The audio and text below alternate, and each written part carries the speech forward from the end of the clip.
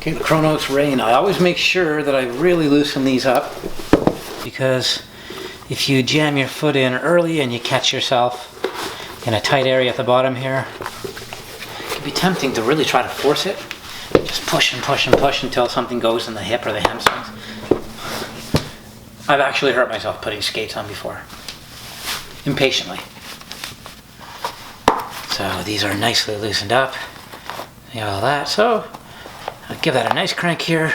There's no need for this part to be loose. It doesn't really move in much. Crank it here.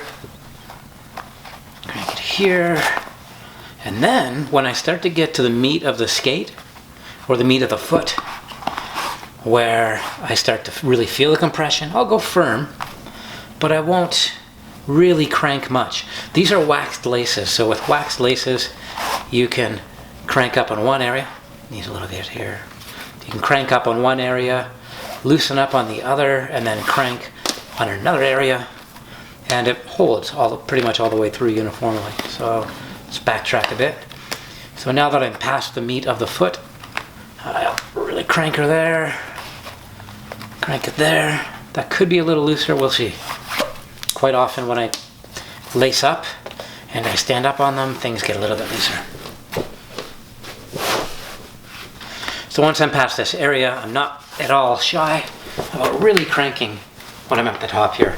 To me, a really good skate has eyelets that do not shift at all. And this Chronos Rain, the Flying Eagle Drift, and the Adapt Hyperskate Zero and the Adapt GTO have amazing eyelets that just cannot be compromised. Crank, crank, crank. I actually get quite warm when I'm lacing up my skates. And right here, I try to maintain that. Let's get a little bit extra here.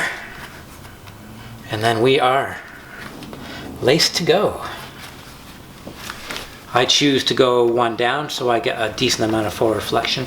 Even then, I'm bouncing off my laces and the cuff here when I skate at first, and it will loosen up as I go. This feels really good.